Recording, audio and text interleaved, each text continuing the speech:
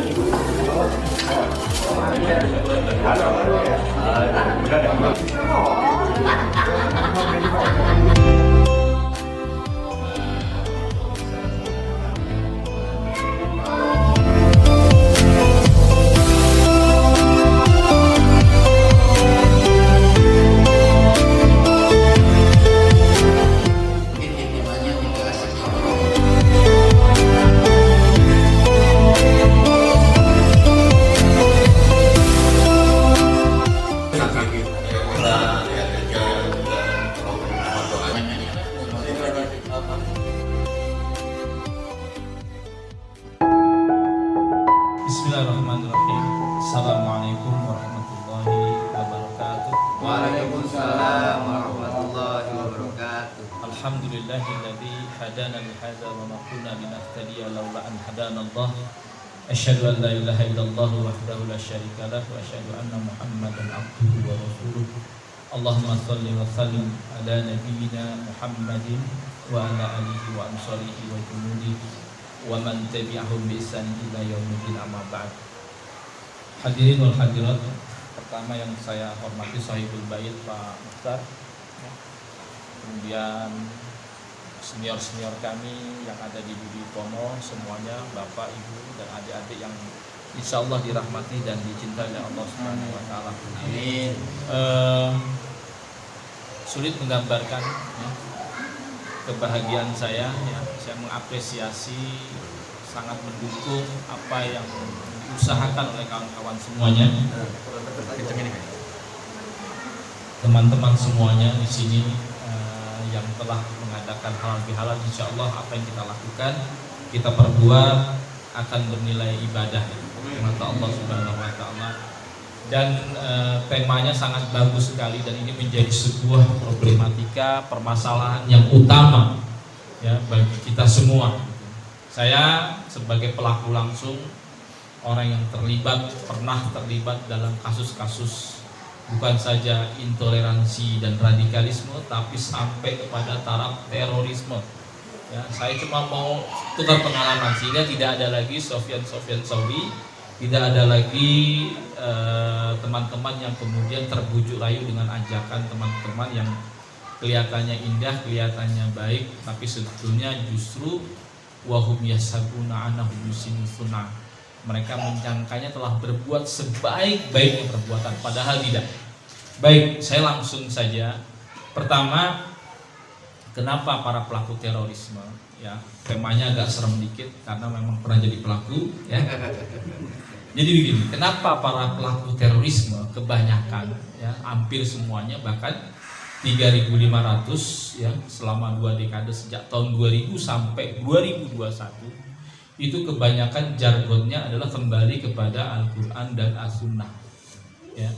Kebanyakan mereka tidak bermadzhab dan anti terhadap mazhab Ya, ini perlu ditegaskan lagi. Kenapa bisa demikian? Karena mereka ini menganggap bahwasanya ajakan-ajakan kepada manusia atau masyarakat awam itu kelihatannya menarik betul. Ya, sangat bagus, sangat baik. Apa Ustaz nggak boleh kembali kepada Al-Quran Sunnah? Siapa bilang nggak boleh? Boleh. Wajib kita kembali kepada Al-Quran dan As-Sunnah. Bahkan salah satu nasihat Rasulullah SAW kepada kita adalah ma taraktu fikum amroini ma tamasaktum bihima lan tadilu. Ada apa? Kitaballahu wa sunnatur rasul. Aku tinggalkan kepada kalian dua perkara yang mana kalian tidak akan pernah sesat selama-lamanya. Selama kalian berpegang kepada keduanya, yaitu Al-Quran dan As-Sunnah. Masalahnya, problemnya adalah siapa yang bisa memahami Quran Sunnah? Apakah kita yang tidak pernah mondok pesantren atau kita yang belum pernah ngaji runut dan urut itu bisa begitu saja memahami Quran As-Sunnah tanpa bantuan daripada kiai-kiai atau para ustadz atau para ulama yang baik dan benar? Hari ini di masyarakat kita, terutama di masyarakat urban, itu ada fenomena ngaji, ya, fenomena hijrah, fenomena dia hijrah dari yang tadinya hedonis, ya, hidup penuh dengan maksiat, lalu mendadak soleh. Tapi sayangnya mereka salah cari guru. Akhirnya metode pembelajarannya dia terlalu brainwashing, ya, doktrin daripada mengajarkan sikap-sikap tasamu atau toleransi. Nah, inilah problemnya di masyarakat kita.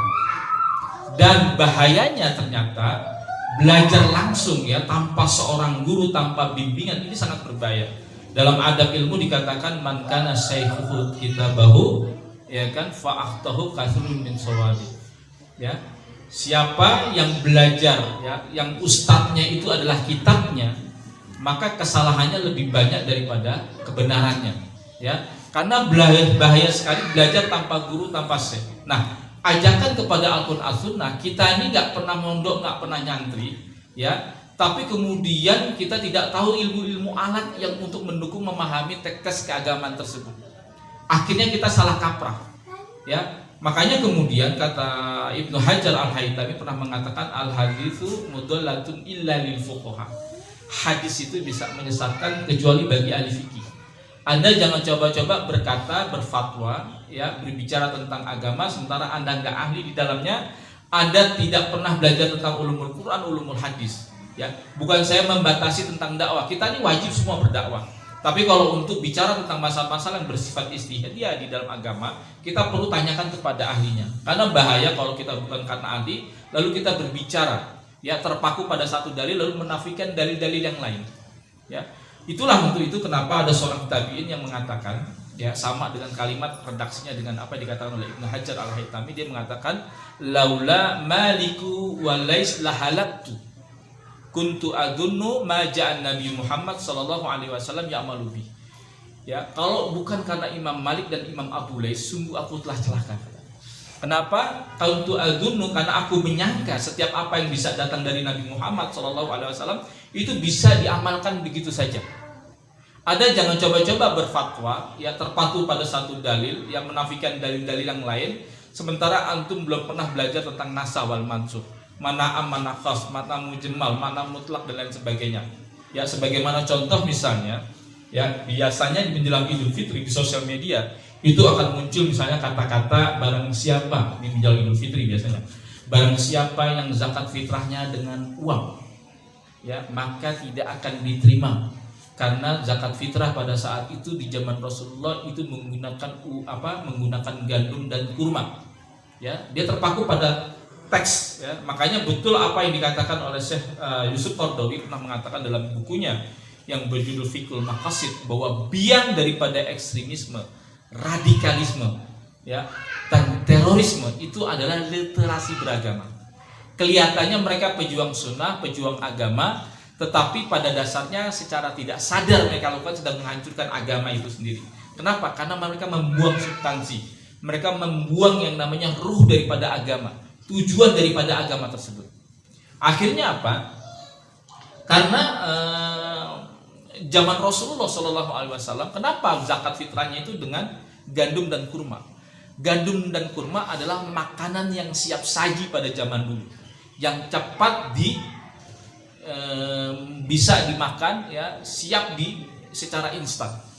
Nah, karena pada waktu itu hanya ada alat seperti itu, ya itu saja gitu kata Rasulullah. Yang penting apa?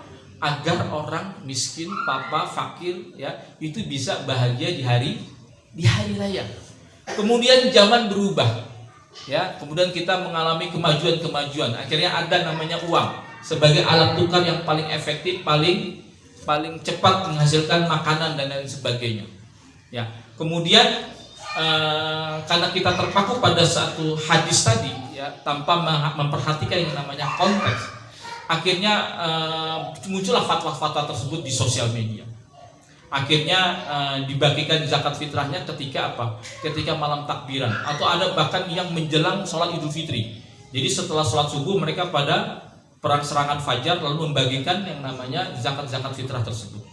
Bagaimana orang miskin zaman sekarang kalau dikasih yang namanya beras, gandum atau kurma? Ya, tentu mereka nggak bisa lebaran. Dia mau tukerin kemana tuh duit?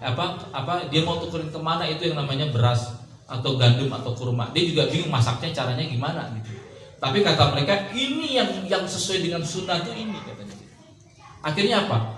Pasar-pasar udah pada tutup semua. Coba ya, kemudian para ulama mutaakhirin ya, beliau berfatwa bahwa boleh menggunakan dengan uang. Dalam mazhab Hanafi boleh menggunakan dengan uang. Dalam mazhab Syafi'i dikatakan boleh menggunakan dengan beras, makanan yang setempat.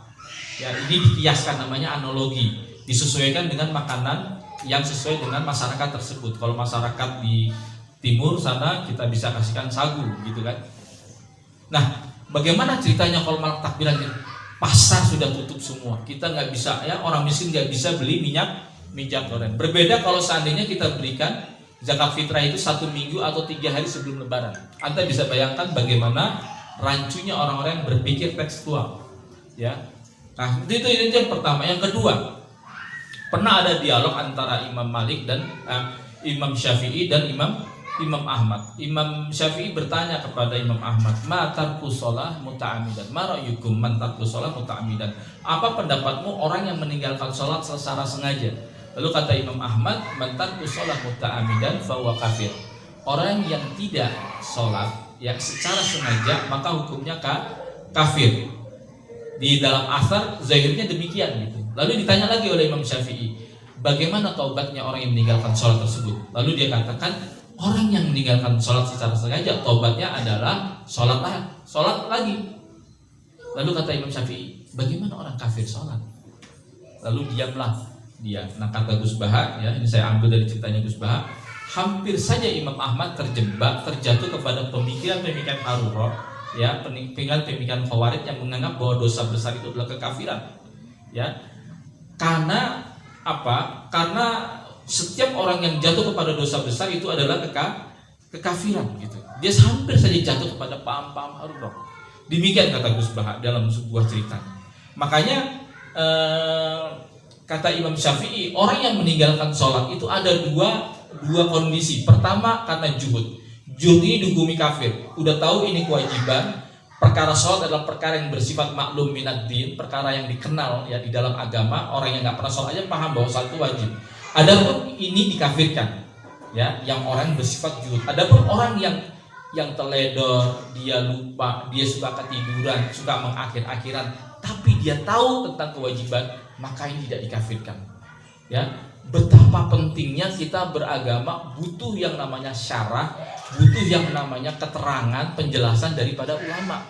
Nah, kelompok-kelompok kubu sana kebanyakan terlalu pede, terlalu percaya diri, seakan-akan ya kita terpaku, dia harap kata ta'zimun nusus, ini menghormati daripada nas.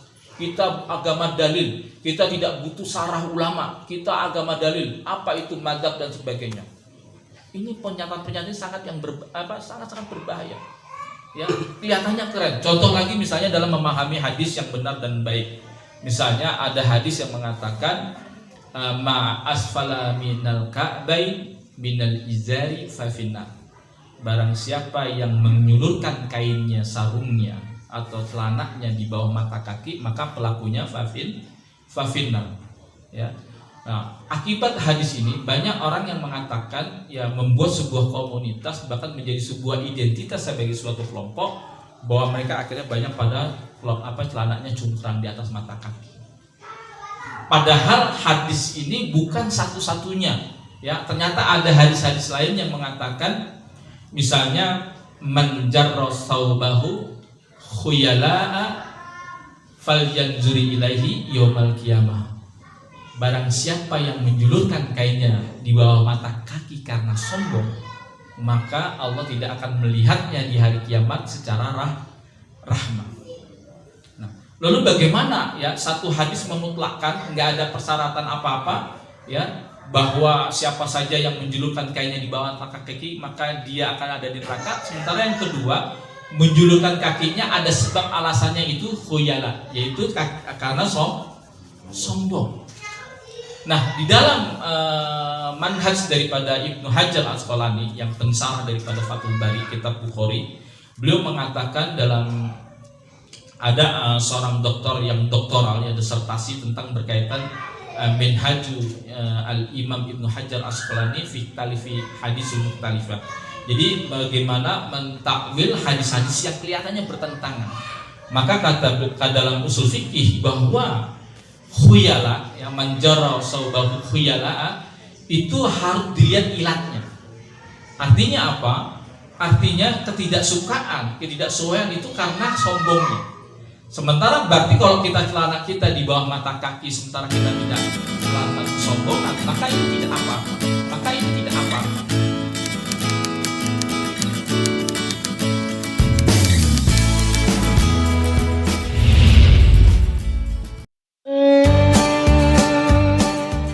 Banjar mau kota Banjar, surat apa gitu, NU itu.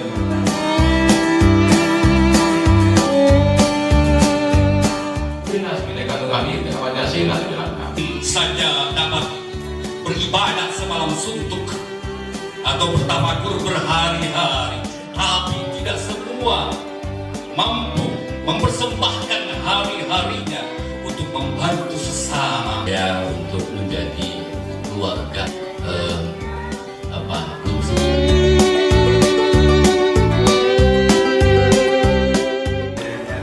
Kayaknya sih yang saya tahu Diketahui juga oleh pemerintah, ya, dan boleh jadi wali bagi seorang muslimah. Itu logikanya seperti itu. Dalam tes polisi itu tidak ada tes psikolog.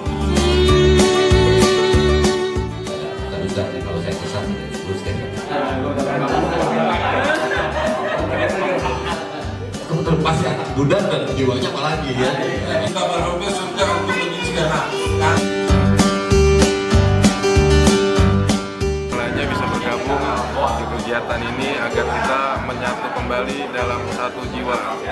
Nama asli Farudin Mahani Arhab, panggilannya Bayo Arhab, angkatan 94, jurusan bisnya Udut 52, cuma sekarang udah nggak aktif lagi. Kalau ingat itu berarti Untuk mendapat pencerahan, bagaimana kita harus bersikap. Yang kuat daripada diri kita untuk bisa ada orang yang teredor.